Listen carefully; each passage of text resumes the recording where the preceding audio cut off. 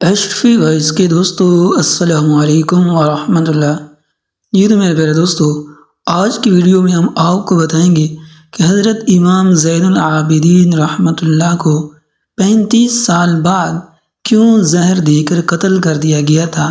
تو پیارے دوستو، امام زین العابدین کا نام علی رحمۃ اللہ علیہ، لقب سجاد، زین العابدین، کنیت ابو محمد، والد کا نام حضرت امام حسین علیہ السلام، ولادت 38 ہجری، مدت امامت 35 سال، عمر 57 سال، شہادت 95 ہجری میں حشام بن عبد الملک کے حکم پر زہر کے ذریعے شہید کیے گئے، مدفن قبرستان جنت البقیع، ولادت 5 شعبان 38 ہجری۔ مشہور واقعہ ہے خلیفہ دوم کے زمانے میں جب ایران مسلمانوں کے ہاتھوں فتح ہوا، یزد گرد کی بیٹیوں کو مدینہ لایا گیا۔ تمام لوگ مسجد میں جمع تھے کہ دیکھے عمر کیا فیصلہ کرتا ہے۔ خلیفہ نے انہیں فروخت کرنا چاہا، مگر حضرت علی علیہ السلام نے اسے روکا اور عمر سے کہا کہ ان لڑکیوں کو آزاد کر دو تاکہ جس سے چاہیں شادی کر لیں۔ حضرت عمر نے حضرت علی علیہ السلام کی بات مان کر قبول کر لی اور فیصلہ دیا کہ جس کو چاہیں انتخاب کر لیں۔ ایک لڑکی نے حضرت امام حسین بن علی علیہ السلام کو اور دوسری نے امام حسن مجتبی علیہ السلام کو چن لیا۔ حضرت علی رضی اللہ تعالی عنہ نے امام حسین علیہ السلام سے فرمایا، اس کا خاص خیال رکھنا، کیونکہ اسی کے بدن سے ایک امام پیدا ہوگا جو روئے زمین پر تمام مخلوقات خدا سے بہتر ہوگا اور باقی سب ائمہ کا باپ ہوگا۔ پس تھوڑی مدت کے بعد علی بن حسین علیہ السلام بروز جمعرات 5 شعبان 38 ہجری کو مدینہ میں پیدا ہوئے۔ ان کا نام علی اور بعد میں زین العابدین اور سجاد کے لقب سے ملقب ہوئے۔ امام کی اخلاقی خصوصیات۔ امام کی ایک خصوصیت تقوی اور پرہیزگاری تھی۔ امام صادق علیہ السلام نے فرمایا کہ علی ابن الحسین علیہ السلام کردار میں فرزند بنی ہاشم میں سب سے زیادہ حضرت علی رضی اللہ تعالی عنہ سے مشابہ تھے۔ آپ کے فرزند امام محمد باقر فرماتے ہیں کہ ایک دن میں اپنے والد بزرگوار کی خدمت میں گیا، دیکھا کہ وہ عبادت الہی میں غرق ہیں۔ آپ کا رنگ زرد اور آنکھیں زیادہ رونے کی وجہ سے سرخ ہو چکی تھی، قدموں پر ورم اور پنڈلیاں خشک ہو چکی تھیں۔ میں نے عرض کیا، والد گرامی، آپ عبادت میں کیوں بے اختیار ہو جاتے ہیں اور اپنے آپ کو کیوں اتنی زحمت و تکلیف میں ڈالتے ہیں؟ بیٹے، میں جتنی بھی عبادت کروں آپ کے جد بزرگوار حضرت علی رضی اللہ تعالی عنہ کے مقابلے میں کچھ بھی نہیں ہے۔ طاؤس یمانی کہتے ہیں کہ میں نے امام علیہ السلام کو دیکھا کہ کعبہ میں سجدہ کر رہے ہیں، کہہ رہے ہیں کہ میرے اللہ، تیرا بندہ تیرا محتاج ہے، تیرے دروازے پر تیری رحمت و احسان اور بخشش کا منتظر کھڑا ہے۔ زندگی اور لوگوں کی تربیت۔ امام زین العابدین علیہ السلام اپنے جد بزرگوار کی طرح زمین کی آباد کاری اور کھجوروں کے باغات لگانے میں مشغول رہتے تھے۔ ہر کھجور کے پاس 2 رکعت نماز ادا کرتے اور نماز کے وقت اتنا اپنے آپ سے بے خبر ہو جاتے کہ غیر خدا کی طرف بالکل توجہ نہ رہتی۔ 20 دفعہ پیدل چل کر مکہ گئے اور ہمیشہ قرآنی تعلیمات کے ذریعے لوگوں کی ہدایت و رہنمائی کرتے۔ تمام عمدہ انسانی صفات آپ کے وجود میں موجود تھیں اور آپ بردباری، درگزر اور جانثاری کا مکمل نمونہ تھے۔ سینکڑوں غریب اور فقیر گھرانوں کی کفالت فرماتے، گھر کے سامنے ہر روز کئی گوشت فند ذبح کرتے اور تمام غریبوں میں تقسیم کر دیتے۔ جن کے پاس لباس نہ ہوتا انہیں لباس دیتے، مقروض کا قرض ادا کرتے، مگر خود سادہ لباس اور غذا سے استفادہ کرتے۔ ایک شخص امام زین العابدین علیہ السلام کے پاس آیا اور برا بھلا کہنا شروع کر دیا۔ امام علیہ السلام نے اس کے سامنے کسی قسم کا رد عمل کا اظہار نہ کیا اور فرمایا، اے بھائی، اگر تم سچ کہہ رہے ہو اور یہ صفات مجھ میں پائی جاتی ہیں تو خداوند مجھے معاف فرمائے اور میرے گناہوں سے درگزر کرے، اور اگر تم جھوٹ کہتے ہو تو خداوند تجھے معاف کرے اور تیرے گناہوں سے درگزر فرمائے۔ وہ شخص بہت شرمندہ ہوا اور امام سے معذرت خواہی کرنے لگا۔ ابو حمزہ ثمالی امام کے اصحاب میں تھا۔ اس نے امام کے خادم سے کہا کہ مختصر طور پر امام کے اخلاق میرے سامنے بیان کرو۔ اس نے کہا کہ کئی سال سے میں امام کی خدمت کر رہا ہوں، ان سے میں نے ہمیشہ سچ، درستگی، تقوی اور پاکیزگی ہی دیکھی ہے۔ میرے مولا اتنی مشکلات کے باوجود لوگوں کا خیال رکھتے ہیں اور ان کی مشکلات و پریشانیاں دور فرماتے ہیں۔ زید بن اسامہ مرض الموت میں مبتلا تھا۔ امام اس کی عیادت کے لیے تشریف لے گئے۔ زید رو رہا تھا۔ جب امام نے گریہ کا سبب پوچھا تو کہنے لگا کہ میں 5000 دینار کا مقروض ہوں اور میری کل پونجی اس قرضے کے لیے ناکافی ہے۔ امام علیہ السلام نے فرمایا، گریہ نہ کرو اور مطمئن رہو، میں تمہارا سارا قرض ادا کر دوں گا۔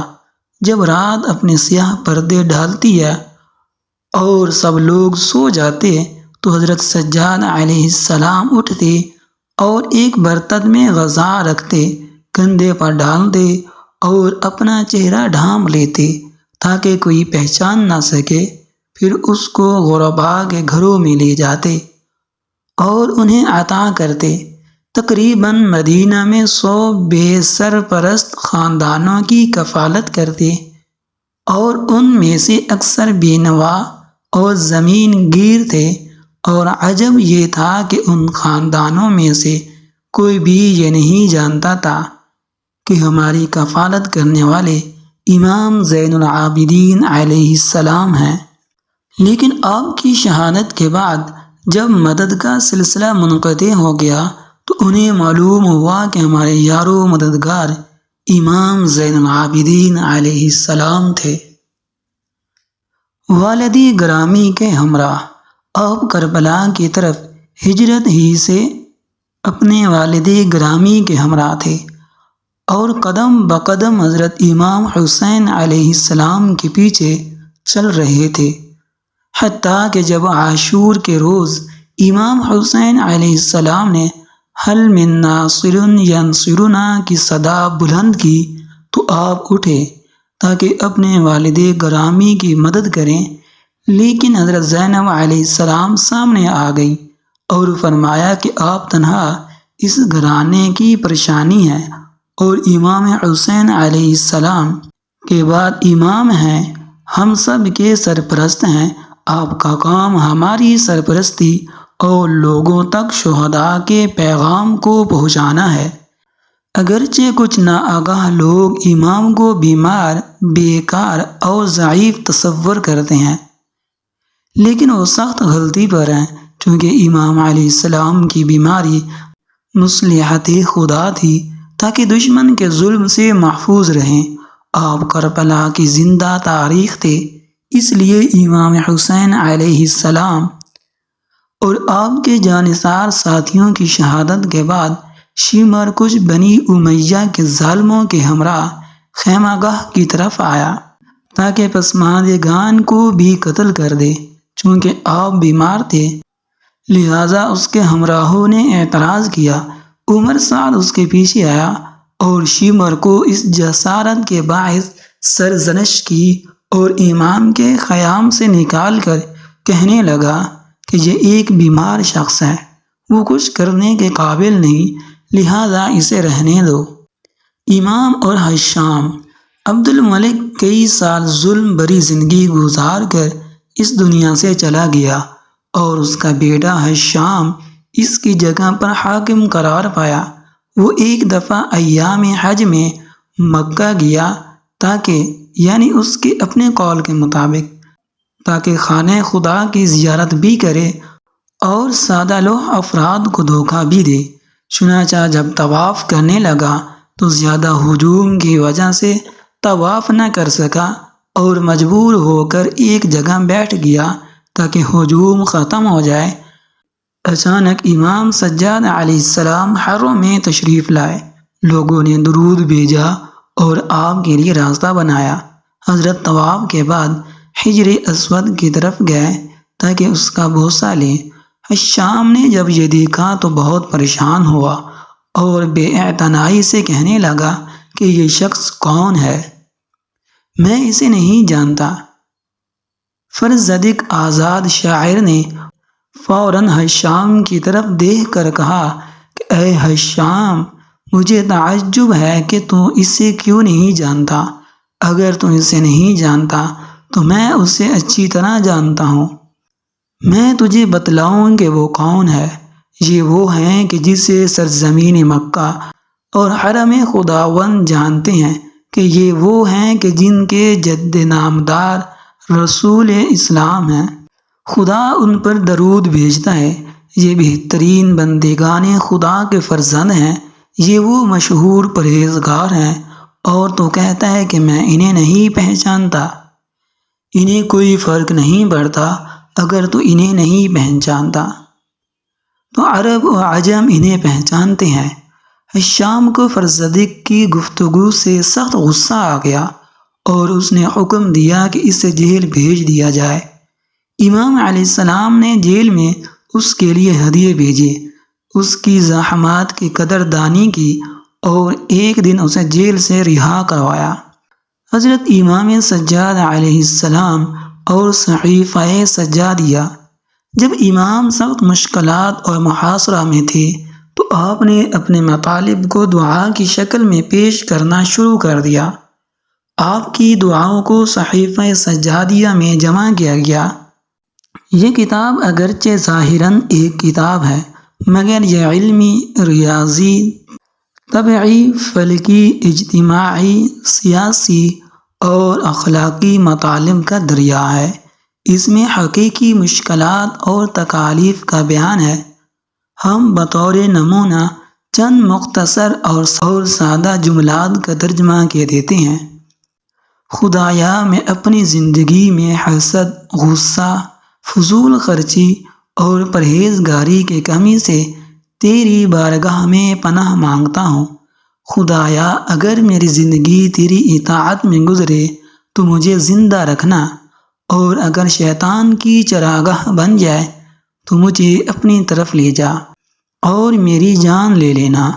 اے بیٹا، والدین کی عزت کرو، کیونکہ اگر باپ نہ ہوتا تو تم بھی نہ ہوتے، اور ماں کو دیکھو کہ جو ہر لحاظ سے تمہاری حفاظت کرتی ہے، اسے کوئی پرواہ نہیں کہ وہ خود بھی بھوکی رہتی ہے اور تجھے سیراب کرتی ہے۔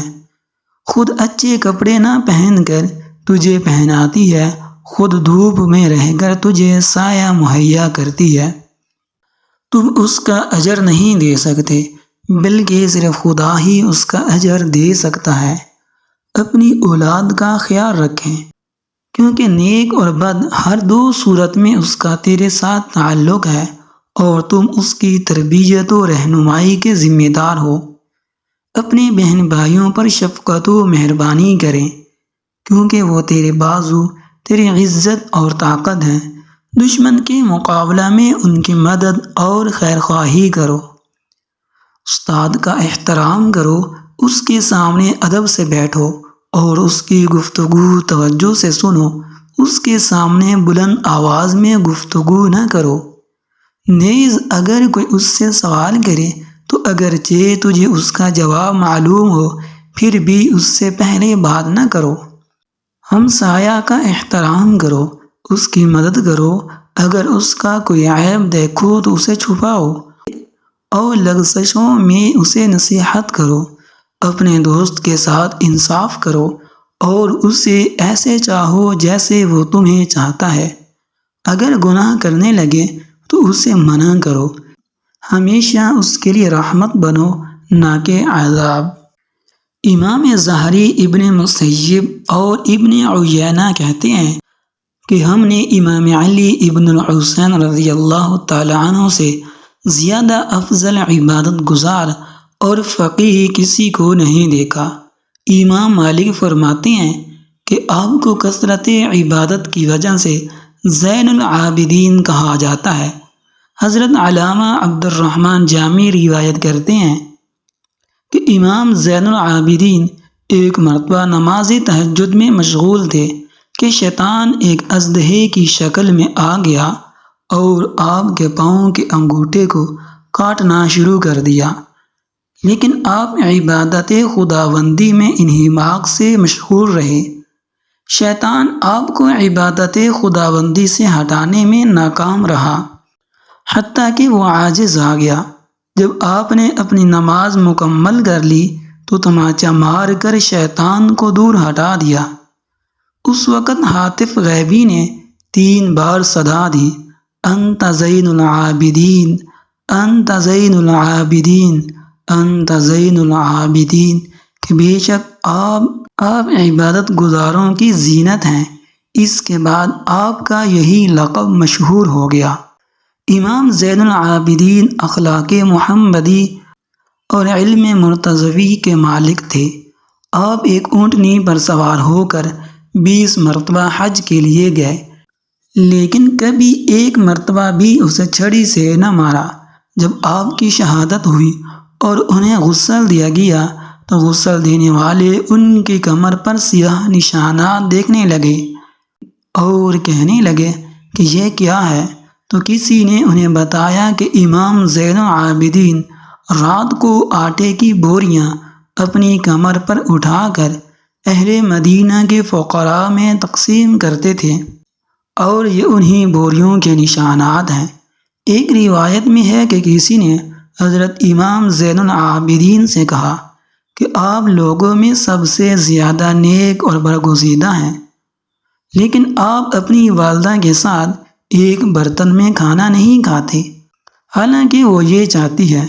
تو آپ نے فرمایا، میں یہ پسند نہیں کرتا کہ میرا ہاتھ اس لقمے کی طرف سبقت لے جائے جس لقمے کی طرف میری ماں کی آنکھ سبقت لے چکی ہے۔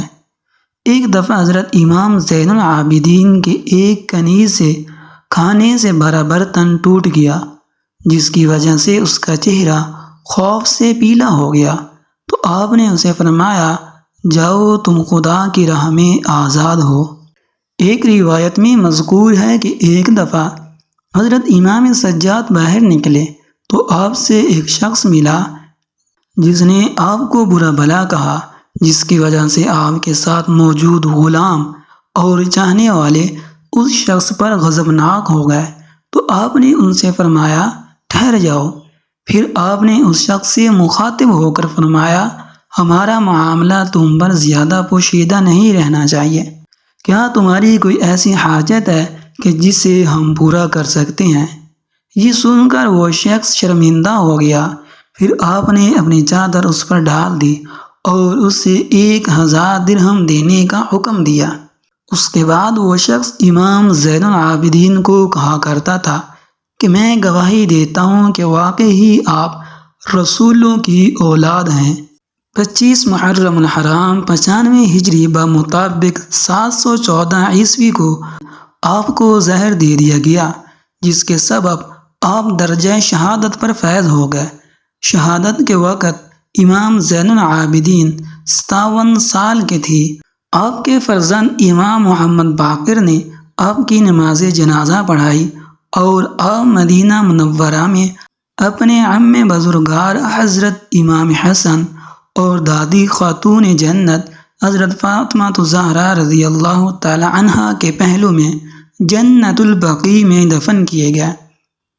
آپ کو زہر دینے کی وجہ ایک یہی بتائی جاتی ہے کہ آپ کے دور کا اموی خلیفہ کو یہ خدشہ ظاہر ہو گیا کہ حضرت امام کہیں اپنی حکومت کا یا خلافت کا اعلان نہ کر دیں، کیونکہ تمام لوگ ان کو چاہتے تھے اور موجودہ حکمران کے مخالف تمام رعایا حضرت امام زین العابدین کو ترجیح دیتے تھے، جس کی وجہ سے انہیں یہ خدشہ اور ڈر لاحق ہو گیا کہ کہیں اگر امام زین العابدین نے یہ اعلان کر دیا کہ ہم اپنی سلطنت یا اپنی خلافت قائم کرتے ہیں تو تمام لوگ ان کی طرف چل پڑیں گے۔